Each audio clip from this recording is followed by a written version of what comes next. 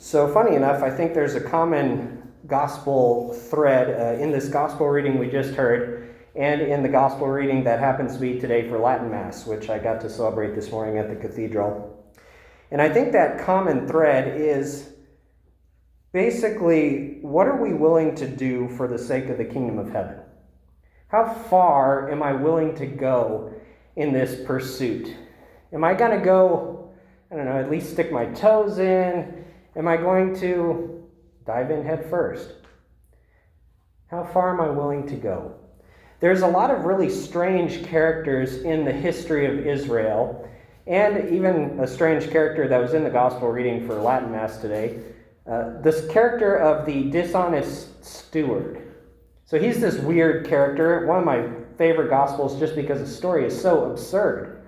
In the story of the dishonest steward, he ends up finding it, the master says, "You're not going to be my steward anymore. You were crummy at your job. You're fired."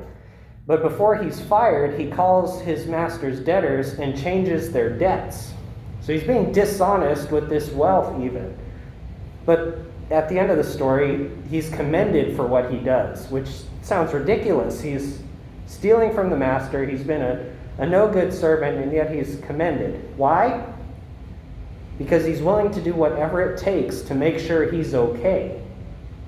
That's the attitude that Jesus is looking for in us. Not necessarily the actions, but the attitude. I'll do whatever it takes.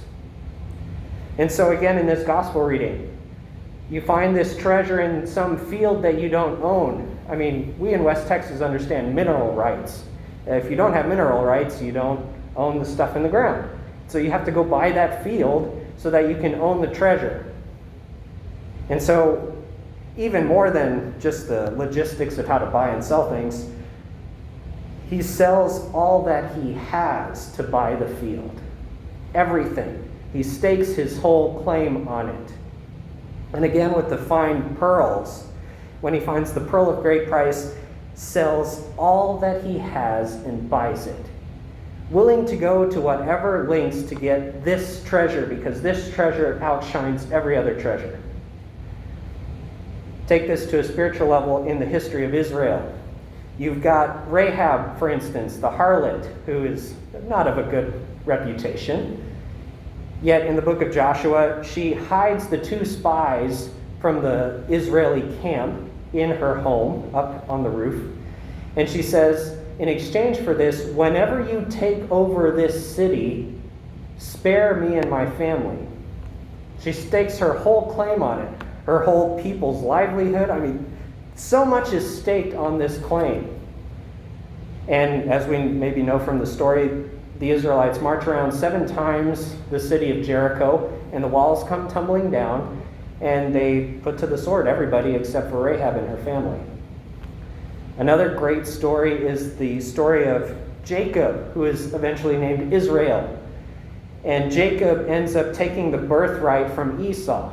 Esau ends up selling it to his brother for a bowl of soup because Esau doesn't really care about his birthright. Again, how willing are you to go to whatever lengths for these things? And Jacob ends up betraying his brother in a sense. He finds out that his father, Isaac, is going to give Esau a blessing.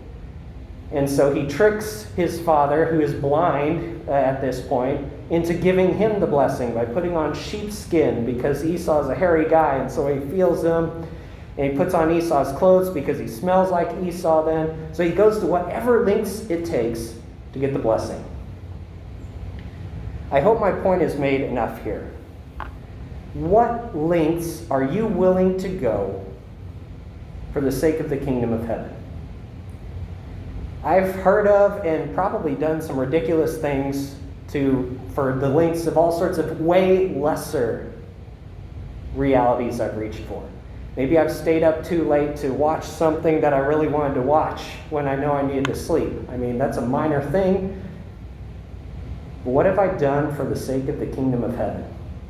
How far am I willing to go to attain that pearl of great price?